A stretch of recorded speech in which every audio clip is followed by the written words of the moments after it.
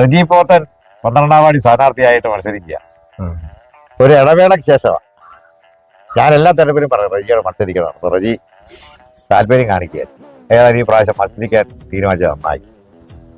റജിയുടെ ഒരു വലിയ പ്രത്യേകത, റജി പഞ്ചായത്ത് മെമ്പർ അല്ലാത്ത കാലത്തും ജനപ്രതിനിധി അല്ലാത്തപ്പോഴും ഒക്കെ ഈ പ്രദേശവുമായി ബന്ധപ്പെട്ട എല്ലാ കാര്യങ്ങളിലും കൃത്യമായി എന്നെ വിളിക്കുകയും അതിനാവശ്യമായിട്ടുള്ള നിർദ്ദേശങ്ങൾ പറയും.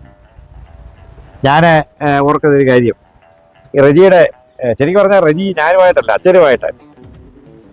അച്ഛനുമായിട്ട് റജിക്ക് വലിയൊരു ആത്മബന്ധമായി ഞങ്ങളുടെ വീടുമായിട്ടും എൻ്റെ അച്ഛനുമായിട്ടും. കാരണം ഞാനൊക്കെ റജിയെക്കാട്ടി ജൂനിയറാണ് രാഷ്ട്രീയത്തിൽ, അല്ലേ? അല്ലേ? ഞാൻ ജൂനിയറാ സത്യം പറഞ്ഞാൽ. പക്ഷെ ഇവരാരും അങ്ങനെ വലിയ ജനപ്രതിനിധികളാകാനൊന്നും ആഗ്രഹിച്ചില്ല. അങ്ങനെ വന്ന് പിന്നെ മാണിസാറിന്റെ ഏറ്റവും അടുത്ത ഒരു അനുയായി മാണിസാറുമായി വ്യക്തിപരമായ ഒരുപാട് ബന്ധങ്ങളുണ്ടായിരുന്നല്ലേ? ഒരുപാട് ബന്ധങ്ങളുണ്ട്. അതൊരു വലിയ ആ ഒരു രാഷ്ട്രീയമാണ് സത്യത്തില്. ഈ നെടുകുന്നത്തിന്റെ ഒരു കേരള കോൺഗ്രസ് രാഷ്ട്രീയത്തില് റജിയുടെ ഒരു വലിയ പങ്കാളിത്തം ഞാൻ ഓർക്കുന്നതായിരുന്നു. ഒരുപാട് പ്രതിസന്ധികളുടെ കാലഘട്ടത്തിൽ പോയി, ഇപ്പോഴൊന്നും അല്ല, പ്രതിസന്ധിയുടെ കാലഘട്ടത്തിലൊക്കെ തന്നെ സജീവമായിട്ട് പാർട്ടിയോടൊപ്പം നിന്ന ഒരാളാണ്. പാർട്ടിയുടെ സംസ്ഥാന സെക്രട്ടേറിയറ്റ്. ഈ കാണുന്ന നമ്മുടെ ഇപ്പം നമ്മള് മടത്തമ്പടി ഞാൻ ഈ മടത്തമ്പടി റോഡിലാണ് നിൽക്കുന്നത്. ഈ റോഡ് ചെറിയ റോഡായിരുന്ന സമയത്ത് റജി ഇവിടുത്തെ സുഹൃത്തുക്കളെല്ലാം കൂടെ ആവണം എന്നോട് ഇത് വീതി കൂട്ടി നമുക്ക് മികച്ച റോഡാക്കണമെന്ന് പറയുന്നു. ഞാൻ എൻ്റെ സാറിനെ അത് നടക്കാൻ പാടായിരുന്നു. കാരണം ഇത്രയും മതിലുകളും എല്ലാം മാറ്റി ഒക്കെ ചെയ്യാന്ന് പറഞ്ഞാൽ അത്ര എളുപ്പമല്ലായിരുന്നു. ആളുകൾ താല്പര്യം കാണിക്കുകയായിരിക്കും. പക്ഷേ ഇവിടെയുള്ള ആളുകൾ കാണിച്ച വലിയൊരു മനസ്സ് പറയാതിരിക്കാൻ പറ്റില്ല. അതുകൊണ്ടാണ് ഈ മടത്തമ്പടി റോഡ്, പ്രത്യേകിച്ച് ഈ സെന്റ് തെരേസാസ് മഠം, ഈ മഠത്തിന്റെ ഈ മതിലുൾപ്പെടെ പൊളിച്ചാണ് നമ്മൾ ചെയ്തത്. ഞങ്ങൾ ഒരുപാട് പിന്നിൽ നന്നായി കഷ്ടപ്പെട്ടു. അന്ന് നെടുകുന്നത്തെ നമ്മുടെ വഴിപ്പറമ്പിലെ ഒരു സിസ്റ്റർ ആയിരുന്നു മദർ സുപ്പീരിയർ ആയിട്ട്. നാടിനോടുള്ള ഒരു താല്പര്യവും എല്ലാം കൂടെ ആയപ്പോഴത്തേക്ക് അത് ടാർ ചെയ്ത് കഴിയുമ്പോഴത്തേക്ക് നല്ല വീതിയിലേക്ക് റോഡ് മാറി. നമ്മുടെ പണ്ടത്തുണ്ടായിരുന്ന റോഡിന്റെ അവസ്ഥയെ മാറി, 2 വശത്തും വീതിയായി.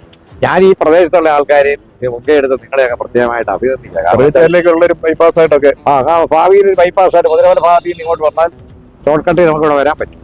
നേരെ ആ റോഡ് വഴി കയറി വരുന്നത്.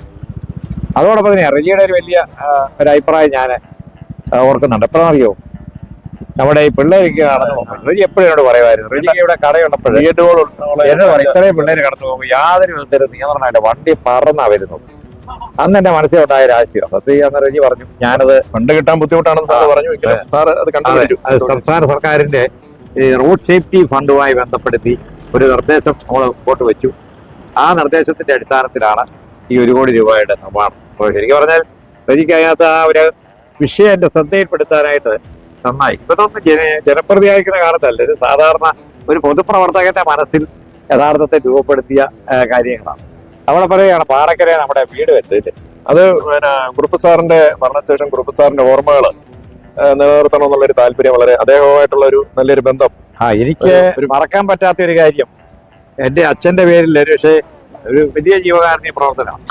9 പഞ്ചായത്തിൽ കെ നാരായണക്കുറു ഫൗണ്ടേഷന്റെ സെക്രട്ടറി ആയിരുന്നു. അതെ. ആ സമയത്താണ് 30 പഞ്ചായത്തിലും വീട് വെച്ചു കൊടുക്കാൻ മുൻകൈ എടുത്ത് ആ കാലഘട്ടത്തിൽ വീട് വെച്ചു കൊടുക്കാൻ ഏറ്റവും അനുയോജ്യരായ ആളുകൾ. ഇതോടൊപ്പം തന്നെയാണ് വേറൊരു കാര്യമുണ്ട്, നമ്മുടെ ഈ പാറക്കരോട്ടുള്ള റോഡ് അന്ന് മാണിസാർ വന്ന് കണ്ടപ്പോഴാണ്. അതെ, മാണിസാറിനെ അടുത്ത് പിടിച്ചോണ്ട് വന്നപ്പോഴാണ് നമ്മള് മാണിസാറിനോട് പറഞ്ഞു, മാണിസാർ അടുത്ത ആഴ്ച തന്നെ 25 ലക്ഷം രൂപ നൽകുകയും ചെയ്തു. അപ്പൊ അങ്ങനെയൊക്കെയുള്ള ഒരുപാട്. ആ സമയത്ത് സാറേ നെടുങ്കുന്നത്തെ കൊഴുങ്ങാലൂർ ചിറക്കിയ കുടിവെള്ള പദ്ധതിക്ക് വേണ്ടി 2 വാർഡുകളിലേക്ക് കൊഴുങ്ങാലൂരിലേക്ക് പൈസ കൊടുത്തു. അത് കഴിഞ്ഞ് റോഷി അഗസ്റ്റിൻ വന്നപ്പോൾ 22 ലക്ഷം രൂപ നമ്മൾ അതുമായി ബന്ധപ്പെട്ട് നൽകി. അപ്പൊ ഇങ്ങനെ ജനപ്രതിനിധി അല്ലാത്ത കാലത്തും നാട്ടിലെ കാര്യങ്ങളിൽ കൃത്യമായിട്ട് ഇടപെട്ടു. അതിനകത്ത് രാഷ്ട്രീയമോ അല്ലെങ്കിൽ MLA ആണോ MP ആണോ പഞ്ചായത്ത് മെമ്പറാണോ എന്നുള്ള ഒരു ധാരണയൊന്നുമില്ല. ഞാൻ ആ രാഷ്ട്രീയത്തിനപ്പുറത്തുള്ള ഒരു മനസ്സിനെയാണ് സത്യത്തിൽ ഞാൻ കാണുന്നത്. അതുകൊണ്ടാണ് ഞാൻ പറയുന്നത് റജിയെ പോലുള്ള ഒരാള് ജനപ്രതിനിധിയായിട്ട് കടന്നു വരണം. കാരണം ജനപ്രതിനിധി അല്ലാത്ത സമയത്ത് വീട്ടിൽ ഇരുന്ന് അഭിപ്രായം പറയുകയല്ല, നാട്ടിലിറങ്ങി വിഷയങ്ങൾ മനസ്സിലാക്കുകയും പഠിക്കുകയും ബന്ധപ്പെട്ട ആളുകളുടെ മുമ്പിൽ എത്തിക്കുകയും ചെയ്യുന്നതാണ് ഒരു പൊതുപ്രവർത്തകന്റെ ഏറ്റവും നല്ല മനസ്സ്. റജി പോത്തൻ എന്ന ഈ സ്ഥാനാർത്ഥി നമ്മുടെ ഈ 12ാം വാർഡിൽ മത്സരിക്കുമ്പോൾ അത്തരം ഒരു മനസ്സുള്ള ഒരാളാണ്. അതുകൊണ്ടാണ് അത്തരം മനസ്സുള്ള ഒരാളിനെ നമ്മുടെ ജനപ്രതിനിധിയായിട്ട് കഴിഞ്ഞ പ്രാവശ്യം വന്നു കഴിഞ്ഞാൽ കഴിഞ്ഞ പ്രാവശ്യം 13ാം വാർഡ് ജനറൽ വാർഡായിരുന്നു, ഞാൻ വിജയിച്ച വാർഡാണ്. ഞാൻ അവിടെ ഇപ്പോൾ ഓർക്കുന്നുണ്ട്. അന്ന് സാറ് നിർബന്ധിച്ചപ്പോഴും ഞാൻ 13ാം വാർഡിൽ കഴിഞ്ഞ തവണ മത്സരിക്കാൻ പറഞ്ഞ് പുറകെ ഞാൻ നടന്നതാണ്. അപ്പോൾ ഞാൻ ഈ പ്രാവശ്യം ഇല്ല, മറ്റുള്ള ആളുകൾക്ക് ചാൻസ് കൊടുക്കാമെന്ന് പറഞ്ഞു. ഇന്നത്തെ കാലത്തൊക്കെ വളരെ പാടാണ്, അങ്ങനെ ചാൻസ് കൊടുക്കാനൊന്നും ആരെയും കിട്ടുകയില്ല. പക്ഷേ ഈ പ്രാവശ്യം ഞാൻ ആദ്യമായിട്ടേ നിർബന്ധിച്ചു, നിന്നേ പറ്റൂ എന്ന് പറഞ്ഞു. കാരണം നമുക്ക് കുറേ കാര്യങ്ങളോട് ചെയ്യാനാണ് എടുക്കുന്നത്. അതിനൊക്കെ പറ്റിയ ആളുകൾ നമുക്ക് വേണം, അതാണ് പ്രശ്നം, അല്ലാതെ വേറൊന്നുമല്ല. ആ ഒരു രീതിയിലാണ് ഞാൻ പറഞ്ഞത് മത്സരിക്കണത്. ഏറെ നന്നായി, എല്ലാ വിജയാശംസകളും. രണ്ടിലെ അടയാളം, പ്രത്യേകിച്ച് എൻ്റെ കൂടെ ഞാൻ മത്സരിക്കുന്ന അടയാളമാണ് രണ്ടല. വാണിസാറിന്റെ സ്വന്തമാണ് രണ്ടല. അപ്പൊ അതുകൊണ്ട് രണ്ടല എപ്പോഴും വാടാതിരിക്കട്ടെ. നമ്മുടെ ഐശ്വര്യത്തിന്റെ നമ്മുടെ റോഡിന് വേറെ കാര്യം, പിന്നെ ഹേമലത പ്രേംസാഗർ ജില്ലാ പഞ്ചായത്തിൽ നിന്ന്. അതായത് യഥാർത്ഥത്തിൽ ഈ ഗ്രാമീണ റോഡുകള് പഞ്ചായത്തിന്റേതാണ്, പഞ്ചായത്തിന്റെ ആസ്തിയിലുള്ളതാണ്. ഈ ഗ്രാമീണ റോഡുകളിലെ പോസ്റ്റ് മാറ്റിയിടുന്നതിന് പഞ്ചായത്തിന് ഫണ്ടുണ്ട്. പക്ഷെ കഴിഞ്ഞ പ്രാവശ്യം ഇതിനകത്ത് ആ ഫണ്ട് പഞ്ചായത്ത് വെക്കാൻ പറഞ്ഞപ്പോൾ അന്ന് അതിനെ തടസ്സപ്പെടുത്തുകയാണ്. ഏതാണ്ട് ഒരു മാറ്റ പ്രോജക്റ്റ് വെച്ചേണ്ട 2 ദിവസം മാത്രം ഉള്ളപ്പോഴാണ് നമ്മുടെ അജി കാര്യവാക്കല് ജില്ലാ പഞ്ചായത്ത് പ്രസിഡന്റ് ഹേമലത സാഗറുമായിട്ട് ബന്ധപ്പെട്ടത്. അറിയാം. അതുകൊണ്ട് അവര് അന്നപ്പോ തന്നെ ഒരു ജനപ്രതി എന്നുള്ള ഉത്തരവാദിത്വം അന്നപ്പോ തന്നെ ഏറ്റെടുത്തുകൊണ്ട് 2 ലക്ഷം രൂപ നമ്മുടെ ഈ റോഡ് പോസ്റ്റ് ഹേമലത പ്രേംസാഗർ 2 ലക്ഷം രൂപ ജില്ലാ പഞ്ചായത്തിന് കൊടുത്തപ്പോഴാണ് ഈ പോസ്റ്റ് മാറ്റാൻ നമുക്ക് പറ്റും. അല്ലെങ്കിൽ ഈ റോഡിന് വീതി റോഡ് ടാർ ചെയ്താലും റോഡിന് ഈ പോസ്റ്റ് കറക്റ്റായ കാര്യം. വളരെ ഞാൻ അവരെ ഈ കാര്യത്തിൽ സത്യത്തിൽ അതിന് ഏറ്റവും ഇത് നമ്മുടെ പഴയ ഫണ്ട് വിട്ടിരുന്ന ബിനുസാർ, KSEB-യിലെ ബിനുസാർ, അദ്ദേഹം കൂടെ മുൻകൈ എടുത്താണ് പെട്ടെന്ന് എസ്റ്റിമേറ്റ് എടുത്ത്. കൂട്ടത്തിൽ ഒരു കാര്യം മറന്നുപോയി. ഞാനും റജിയും ബിനുസാറും കൂടെ ഈ നെടുകുന്ന പഞ്ചായത്ത് ഉൾപ്പെടെ, അന്ന് ഞാൻ ജില്ലാ പഞ്ചായത്ത് മെമ്പറാണ്, ഈ ഡിവിഷനിലുള്ള മുഴുവൻ പ്രദേശത്തെ വീടില്ല കറണ്ടില്ലാത്ത മുഴുവൻ വീട്ടിലും അന്ന് രാത്രിയിൽ പാറക്കലെല്ലാം കറണ്ട് എത്തിച്ചത് ആ കാലത്ത്. ഞാൻ ബിനുസാറിന്റെ ജീവിതത്തിൽ മറക്കാം. അങ്ങനെ റിട്ടയർ ചെയ്തു. പക്ഷെ ഒരു ഉദ്യോഗസ്ഥർ എങ്ങനെയായിരിക്കണം എന്നുള്ള മാതൃകയാണ്. ഒരു യാതൊരു ഉദ്യോഗസ്ഥന്റെ ഒരു ഇതൊന്നും ഇല്ലാതെ പണി നടത്തിയ ഒരു കാലഘട്ടം. ഞാൻ സത്യമായി എന്റെ പൊതുജീവിതത്തിൽ ആ ഒരു കാലഘട്ടത്തിലെ പ്രവർത്തനങ്ങൾ ഒരിക്കലും മറക്കാൻ പറ്റുകയില്ല. എന്നെ ഇത്രയും പൊതുപ്രവർത്തനത്തിൽ ആകർഷിച്ചത്, ഞാൻ 2ാമത് വീട് മത്സരിക്കാൻ കാരണം അന്ന് ചെയ്ത കുറെ കാര്യങ്ങൾ. അത് ഒരുപാട് ആളുകൾക്ക് സന്തോഷമാണ്. കാരണം അവര് നമ്മളതൊക്കെ ചെയ്തു നമുക്ക് തോന്നുന്നു. പാറക്കൽ പോലുള്ള ഒരു പ്രദേശം ഒരിക്കലും ഒരു പ്രതീക്ഷിച്ചതല്ല. കറണ്ട്, വെള്ളം, എന്തൊക്കെയോ ചെയ്തു. ചാത്തമ്പാറ വളരെ ചരിത്രത്തിന്റെ പ്രാധാന്യമുള്ളതാണ് നടക്കുന്നത്. ആ ചാത്തമ്പാറയുടെ പരിസര പ്രദേശങ്ങളിൽ താമസിച്ച അവരെ ഒരിക്കലും ഒരു വഴിയോ കറണ്ടോ പ്രതീക്ഷിച്ചതല്ല. അന്ന് കോച്ചേരി രൂക്കോച്ച് എന്ന് പറയുന്ന ആളുമായിട്ട് സംസാരിച്ച് അവർക്കുള്ള നല്ല ഒരു വീതിയുള്ള വഴി അവിടെ സാറും കൂടെ മുൻകൈ എടുത്തത്. ഈ ജനഗണത്തിന്റെ എവിടെ ചെന്ന് കഴിഞ്ഞാലും നമ്മൾ എവിടെയെങ്കിലും ഒക്കെ ചെയ്തതല്ലാതെ നമുക്ക് ഒരുപാട് സ്ഥലങ്ങളുണ്ട്. ഞാൻ നമ്മുടെ 12ാം വാർഡിലെ അംഗനവാടി, ഞാൻ മെമ്പറായിട്ടിരുന്ന സമയത്താണ് അംഗനവാടിക്ക് സ്ഥലമില്ലായിരുന്നു.